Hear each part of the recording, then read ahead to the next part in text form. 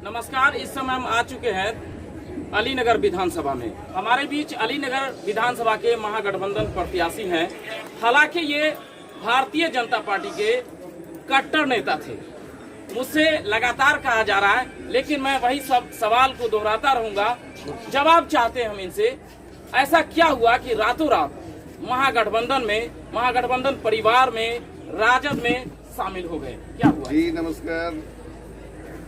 दरअसल में मुझे एक शब्द पर आपत्ति है, कट्टर शब्द पर आपत्ति है। ये मेरे लिए उचित शब्द नहीं है, इसलिए मेरा निवेदन होगा जो सबसे तो पहले कट्टर शब्द को हटा दीजिए। मैं एक सौम्य व्यक्ति हूँ, सज्जन शालीन और हमेशा सभी जाति सभी धर्म के लोगों के साथ चलने वाला हूँ, कारण मेरा संबंध शिक्षा से रहा है। इसलिए कट्टर नहीं, उसको ईमानदारी पूर्वक यदि आप कहें तो मैं मान लूँगा कि मैं भारतीय जनता पार्टी का ईमानदार सिपाही और ईमानदारी पूर्वक सेवा करता था। लेकिन मुझे ये नहीं पता था कि भारतीय जनता पार्टी में जाति और धर्म के नाम पर राजनीति होती है, और वह मैथिल ब्राह्मण जो भारतीय जनता पार्टी को 100% लगभग वोट देने का काम करती है, भारतीय जनता पार्टी संगठन और भारतीय जनता पार्टी के नेता उनसे इस हद तक घृणा करते हैं, ये मैं नहीं जानता था। लगातार मैं प्रयास करता रहा। अब बताइए, मेरा जन्म हुआ अलीनगर विधानसभा में। अलीनगर विधानसभा में हर तरह से चुनाव लड़ने का अधिकार मुझे था, हर स्थिति में। लेकिन मुझे हक इसलिए नहीं मिला कि मैं ब्राह्मण का बेटा था।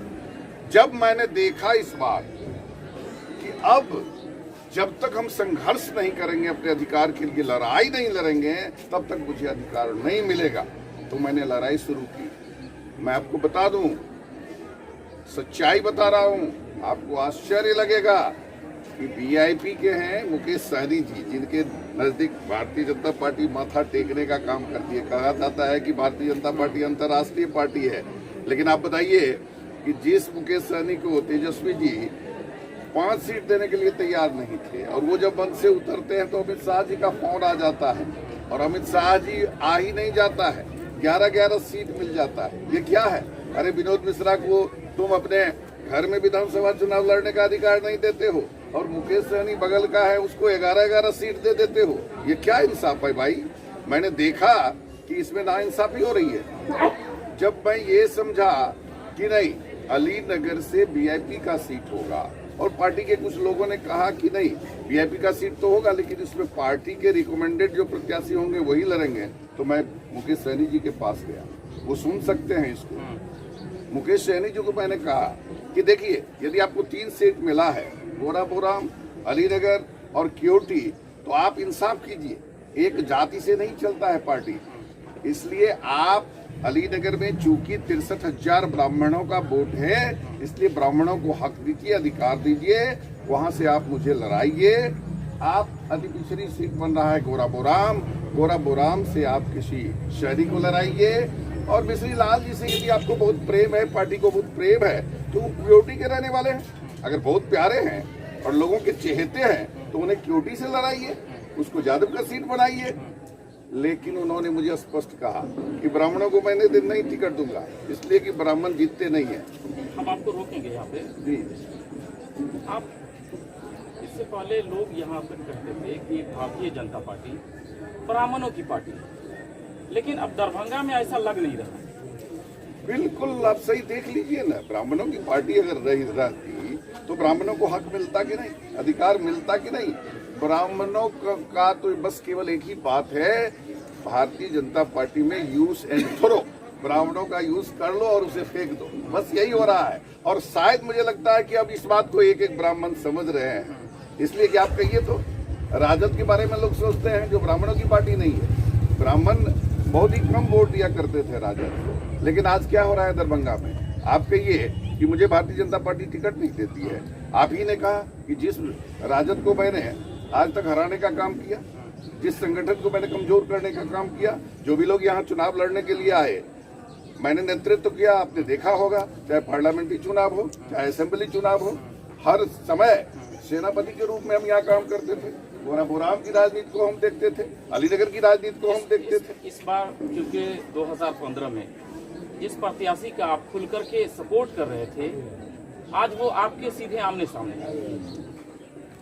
2015 में वारिस सिद्दीकी से आप चुनाव लड़ रहे थे राजद से, मिश्री लाल यादव। राजद से वारिस सिद्दीकी से आप लड़ रहे थे और मिश्रीलाल यादव जी भाजपा से लड़ रहे थे। मैं आपको बता दूं कि उस समय में मैं गौरा मोराम से प्रत्याशी होने वाला था और लगभग पार्टी तय कर ली थी, लेकिन वहां भी मेरे साथ यही नाइंसाफी हुआ था। मुझे टिकट नहीं दिया गया।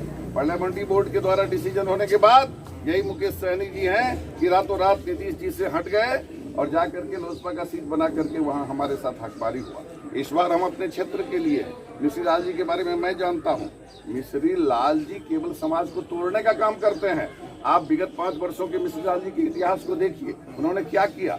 अलीनगर विधानसभा को तोड़ने का काम किया। क्या 6 महीना से आप देख नहीं रहे हैं यहाँ के युवा कितनी क्रांति कर रहे हैं, उनके अंदर में क्या भाव है। यहाँ के लोग चाहते हैं कि यहाँ का स्थानीय नेता हो। क्या आप बताइए तो, एक भी माँ ऐसा बेटा पैदा नहीं की अलीनगर में जो यहाँ से चुनाव लड़े। क्योटी से आप बोरो लाते हैं, और बोरो कैसा लाते हैं, जिस बोरो के अंदर, अरे आप तो प्रतिनिधि थे, आप विधान पार्षद थे, क्या किया आपने, आपका क्या परफॉर्मेंस है, लोगों ने तो देख लिया है। और इसीलिए मिश्री लाल जी की जो स्थिति है, और मुझे मिश्री लाल जी से सबसे अधिक घृणा इस बात से है कि वो समाज को विखंडन करने की, वो जात की बात, अगरी की बात, पिछड़ी की बात, केवल उनके अंदर में लग रहा है इस बार तो मुझे, मैं क्या कहूँ, आपको जानकारी मिलती होगी। मुझे अभी तक ये नहीं पता है कि मेरे अगल बगल पीछे कौन है, मुझे कोई दिखाई नहीं देते हैं, केवल हरियाली ही हरियाली है। यहाँ तो बस राजद ही राजद है। अच्छा, एक चीज और कहा जाता है कि ब्राह्मण समुदाय के लोग जो है वो महागठबंधन को वोट देते, क्यों, आखिर कारण? अरे अभी तक ब्राह्मण भ्रम में थे, अभी तक उनकी आंखें बंद थी, उन्हें दिखाई नहीं दे रही थी। लेकिन जब विनोद मिश्रा को तेजस्वी जी, वारिस सिद्दीकी साहब, ललित यादव जी, भोला यादव जी, एक मैथिल ब्राह्मण के होने के नाते मिथिला का सम्मान देने के लिए, मैथिली का सम्मान देने के लिए, मैथिल ब्राह्मण का सम्मान देने के लिए जब बुलाते हैं और स्वसम्मान टिकट देते हैं, तो आज जाइए ब्राह्मणों के बीच में।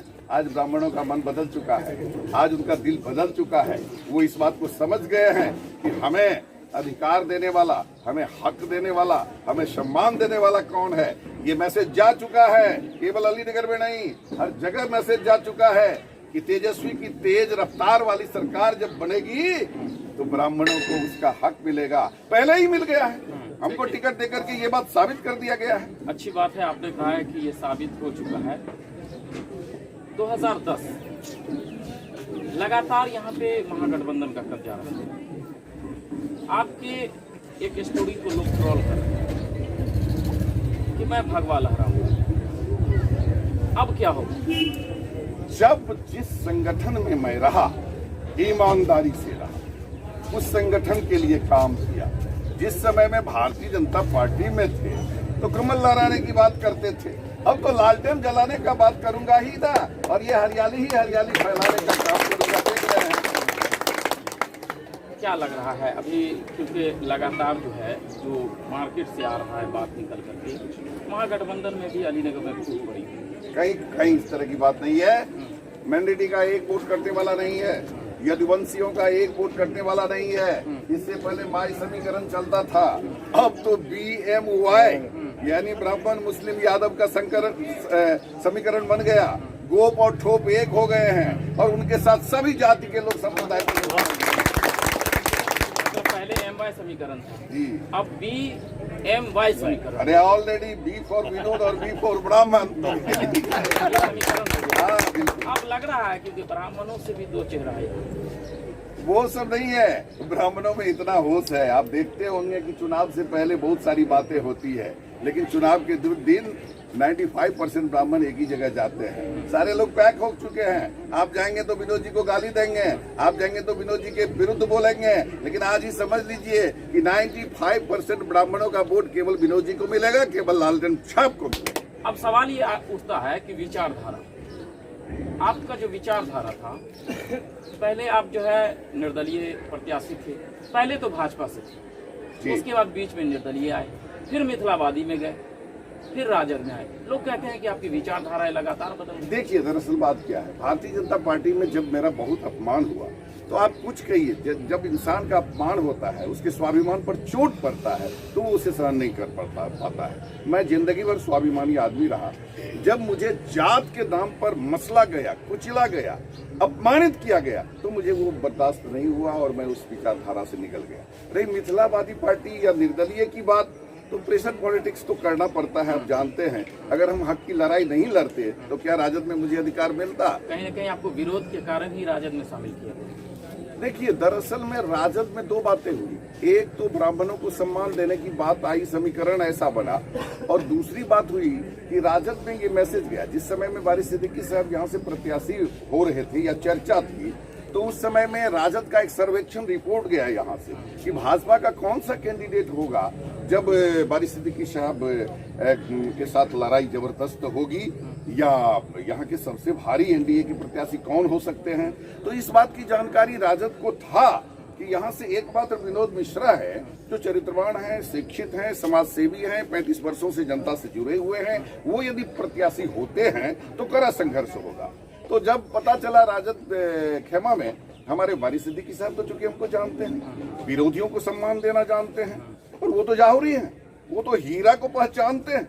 उन्होंने हीरा को पहचाना। उन्होंने तेजस्वी जी से कहा कि भाई एक कैंडिडेट है, अगर हम लोग ले आते हैं तो अलीनगर में तो जीत सुनिश्चित है ही, संपूर्ण मिथिला और मिथिलांचल पर उसका प्रभाव पड़ेगा। उन्होंने इस बात को रखा, मुझे सम्मान बुलाया गया और मुझे सम्मान दिया गया। मैं आभारी हूँ मंत्री जी का, मैं आभारी हूँ तेजस्वी जी का। अब्दुल वारिस सिद्दीकी के बेहद करीबी कुछ लोग थे, मार्केट में ये भी चर्चा थी कि उन्हें कैंडिडेट बनाया जाएगा, लेकिन ऐसा क्या हुआ? देखिए, करीबी लोग बहुत होते हैं। सिद्दीकी साहब का जो स्वभाव है, उनका जो चरित्र है, वो बिल्कुल भिन्न है। देखिए, राजनीति में लोग अपने पत्नी को, बेटा को, बेटी को, सगे को, संबंधी को जगह देते हैं। अब कहिए कि वो अपनी कुर्सी दे दिए हमको, हमने उनका विरोध किया, सब दिन विरोध किया, लेकिन मुझे क्यों दे दिए?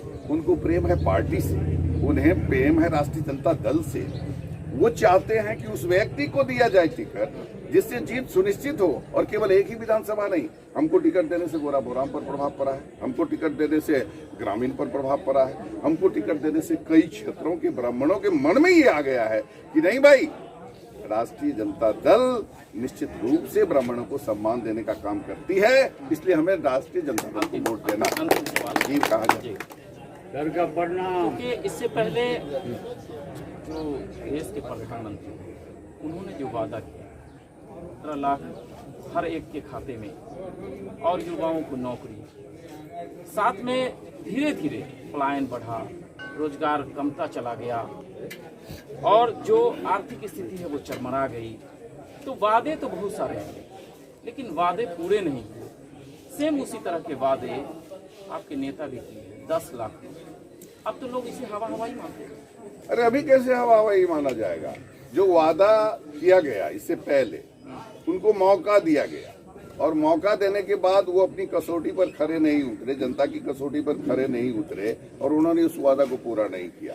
हमें भी मौका दीजिए, अगर हम नहीं करेंगे तो फिर आप कहिएगा क्या हुआ तेरा वादा, अभी तो मत कहिए। जीत के बाद आपका क्या छोड़ना है? जीत के बाद सबसे पहले बाहर की समस्या का निदान, युवाओं को स्किल्ड बनाना, उन्हें रोजगार का अवसर देना, स्वास्थ्य की व्यवस्था को सही करना, हर एक पंचायत में यूथ क्लब की स्थापना करना, हर एक पंचायत का डेवलपमेंट करना, अलीनगर को एक सुनहरा, एक आदर्श, जहां सभी जाति के लोग, सभी वर्ग के लोग, सभी धर्म के लोग स्वाभिमान और सम्मान के साथ जी सके, इस तरह का वातावरण क्रिएट करना और एक आदर्श विधानसभा के रूप में अलीनगर को उपस्थापित करना, विकसित करना, यही पत्रकार होते हुए एक सवाल आपसे जी कीजिए।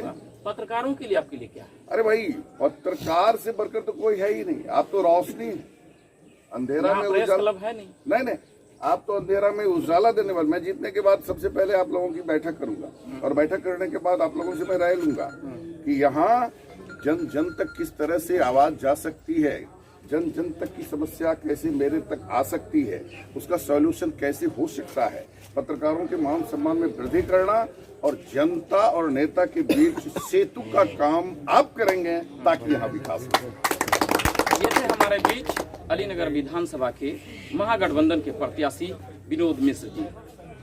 हालांकि कुछ दिनों से जो चर्चा थी ब्राह्मण समाज महागठबंधन में शामिल नहीं है, लेकिन पिछले कई वर्षों से लगातार महागठबंधन खेमे में, महागठबंधन परिवार में ब्राह्मण समाज के लोग लगातार वो अपना परिवार बनाते आ रहे हैं। और इस बार इन्होंने कहा है कि ब्राह्मणों को सिर्फ वोट देने का इन लोगों ने अधिकार दिया है, चुनाव लड़ने का नहीं। और महागठबंधन जो है, जिसपे ब्राह्मण समाज लगातार उन पे उंगलियां उठाती रही है, आज वही महागठबंधन ब्राह्मणों को एक मौका दिया है। और ये दरभंगा ही नहीं, पूरे बिहार में मैथिल ब्राह्मण ही नहीं, जितने भी ब्राह्मण है उनका सम्मान करने का काम अगर कोई किया है तो वो है महागठबंधन। देखते हैं चुनाव आते आते इनके वादे में कितना भरोसा और विश्वास है, वो तो पता चल जाएगा।